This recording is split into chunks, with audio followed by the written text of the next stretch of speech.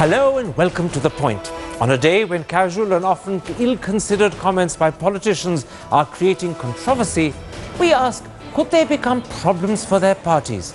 Tonight, we take a close look at two such developments, ironically both connected with the Gandhi family. In part 2, I shall discuss Sonia Gandhi's appeal to the Muslim community not to split the secular vote. But first, Varun Gandhi's surprise praise for his cousin's good work. And whether it's fate or coincidence, once again we find that though divided by politics, the Gandhi Parivar is united through their mistakes.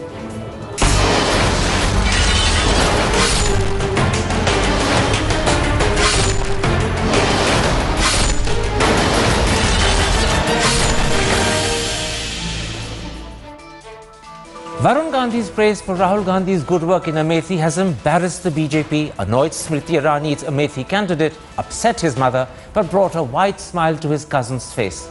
Was this just a silly gaffe, or is it a bigger issue that could affect his relations with both his party and family?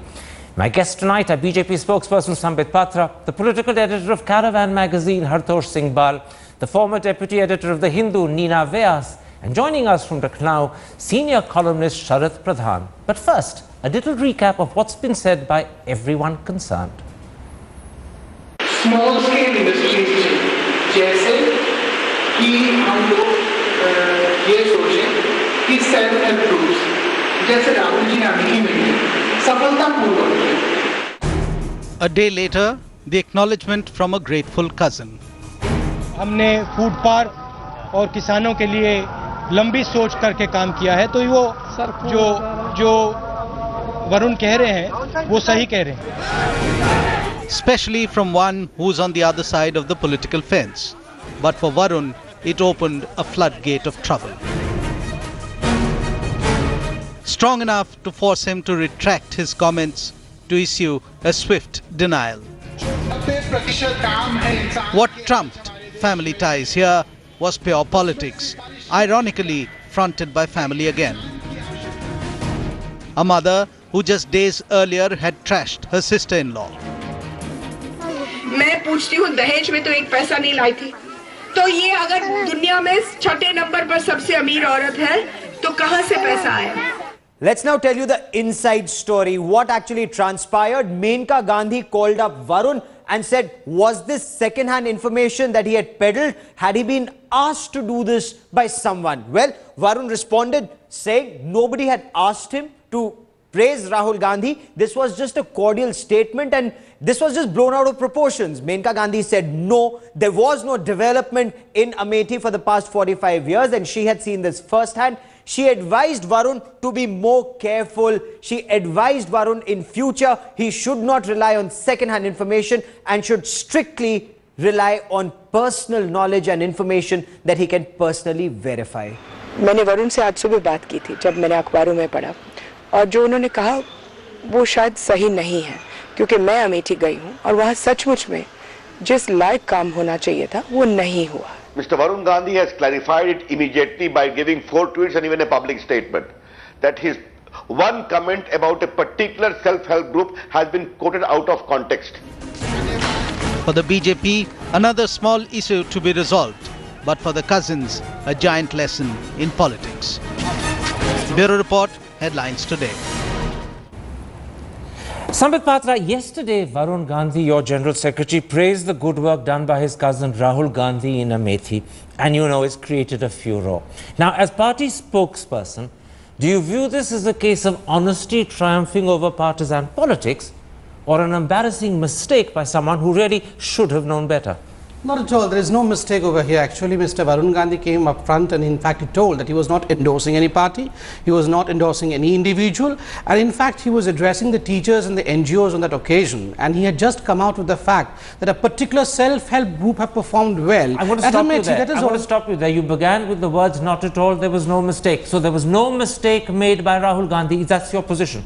No mistake by Varun Gandhi, apologies. That is your position. No mistakes made by Varun Gandhi in the sense that he did not endorse Rahul Gandhi's work, nor did he endorse the Congress. All he was trying to say. Let me interrupt and put to you what his mother Menka said publicly on television today. She says, and I'm quoting her, Varun is naive, he's misinformed, he must not speak until he has seen and knows what he's talking about. Now, she thinks he's made a terrible mistake. She's publicly admonished him, yet you don't concede that. No, Karan, I think you have to understand one thing over here. Politics is at the end of the day a game of perception. And over here, what has happened is, even if you try to praise a self-help group which flies within the ambits of Amethi, I believe the perception that flies out is, well, probably he's praising his cousin Rahul Gandhi. And under such circumstances, his mother just clarifies that probably even you have to make minuscule praises as these about private organizations, you have to be careful. Just a moment, Mr. Patra. It wasn't just self-help groups that he was praising. His exact words were, and I'm quoting to you from today's Times of India, the way small-scale industries are being set up and self-help groups are being promoted in Amethi is how development will come. Rahulji is doing good work. So he's actually talking not just about self-help groups, but about small-scale industries. And that is a core element of what Mr. Modi claims he's going to do when he introduces manufacturing in India. Yet here, praise is being given by Varun to Rahul, not Modi.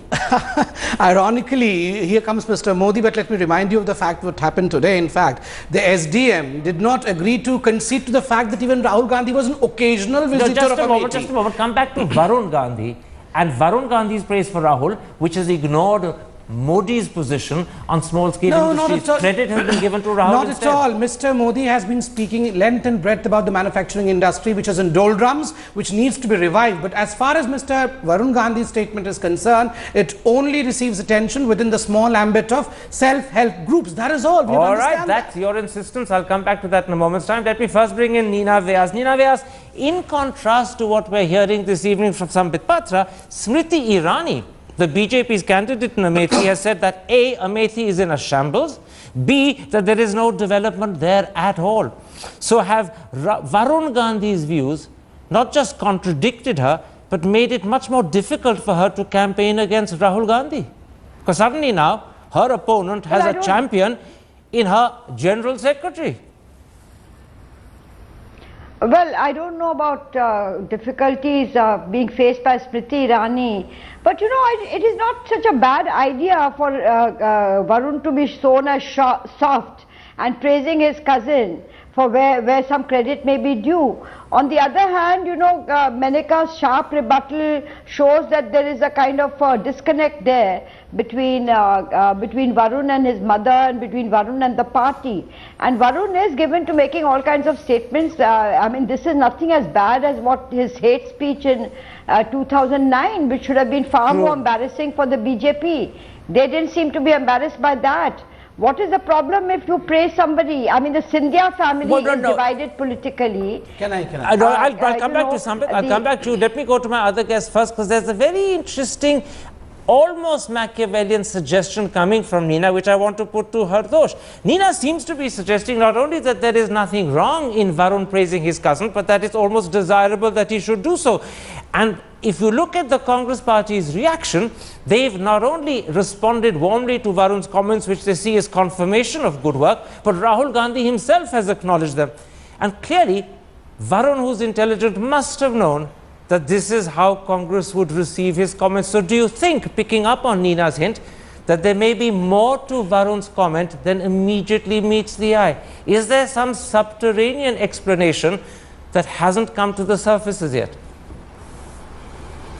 No, I don't really think so. I think of all elections, this would be the wrong election for Varun to suddenly patch up with the Gandhis. I think this is more an illustration of something that Neena was trying to hint towards the end of her statement, which is, look at the parallels with the Scindia. This is a reflection of the feudal nature of the ruling class.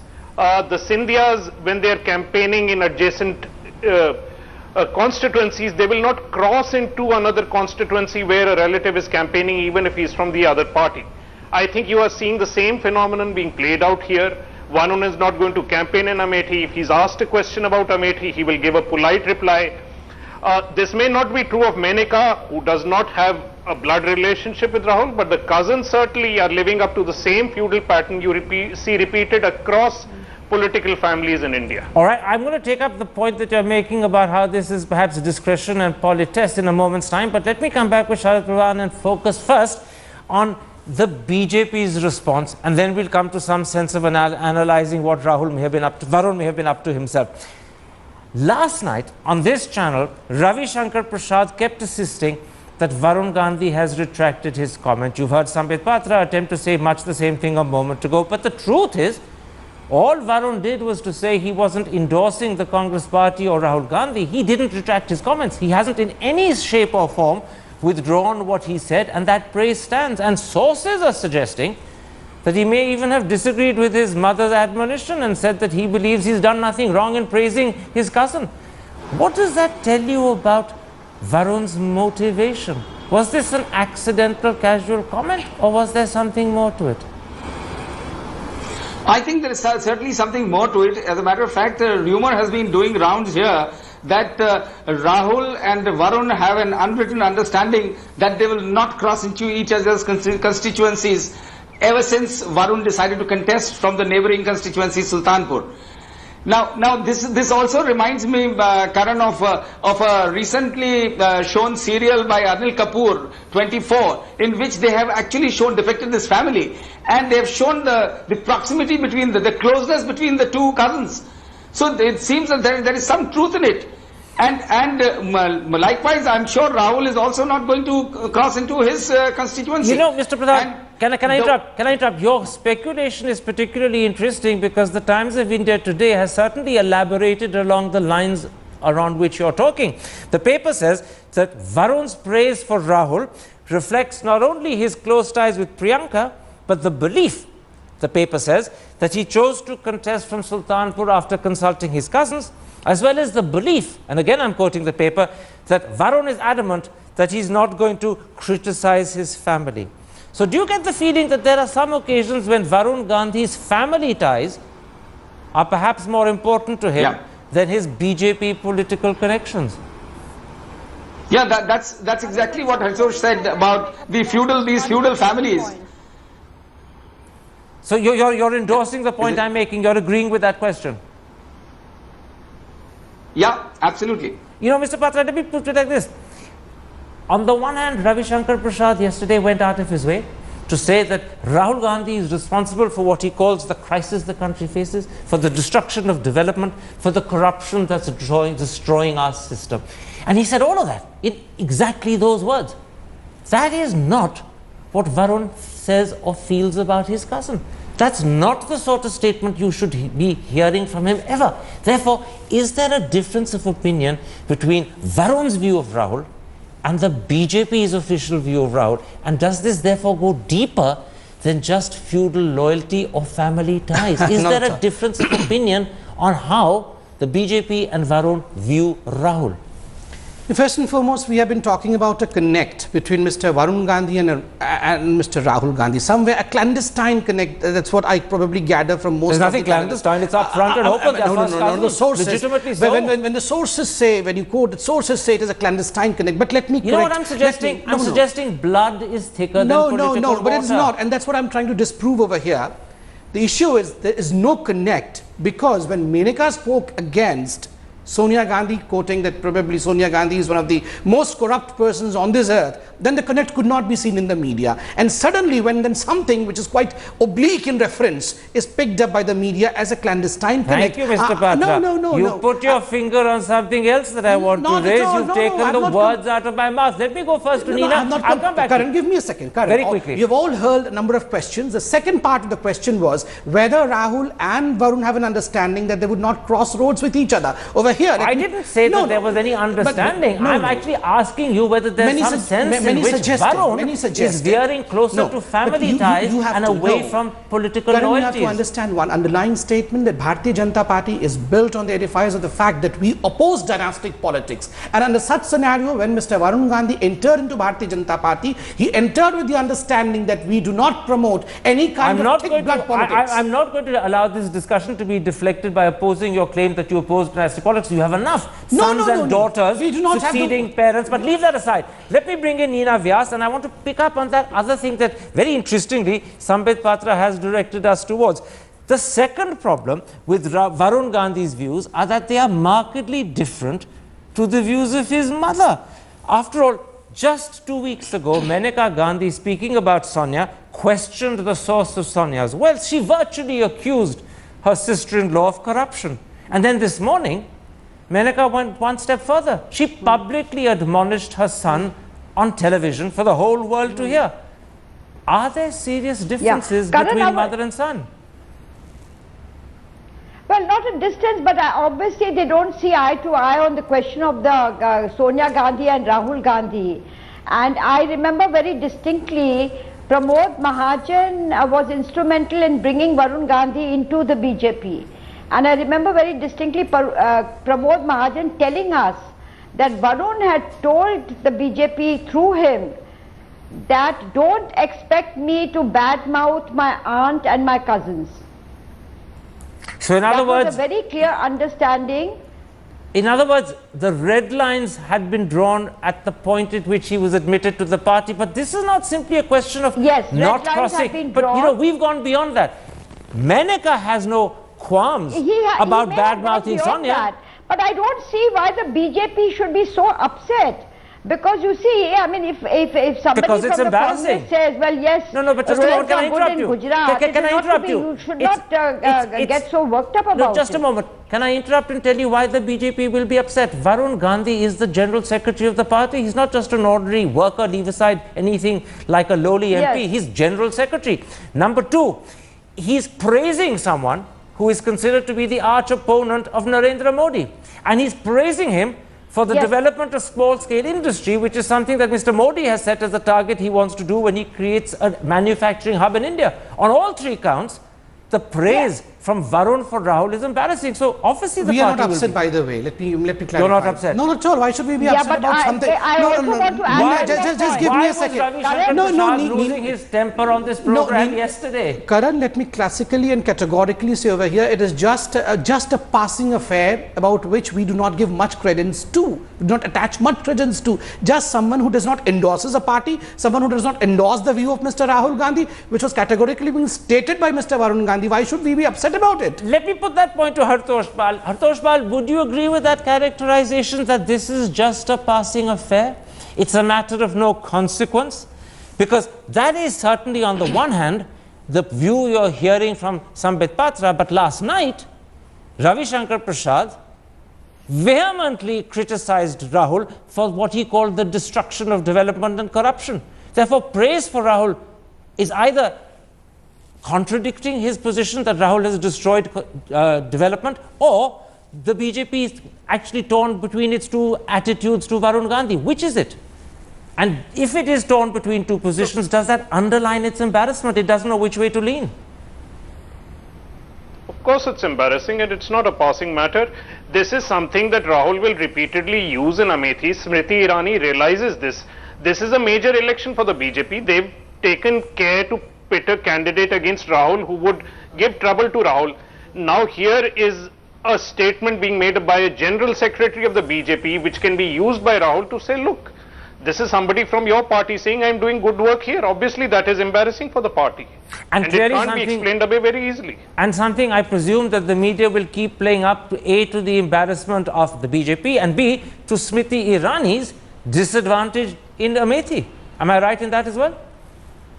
Karan, I want to make one very quick point. That is the nature of campaigns and elections. Very quickly, yes, go ahead, Neerja. You wanted to say something, Nina. Karan, I want to make the one point is, it's very clear in this election that people who are not from the RSS tables have been sidelined.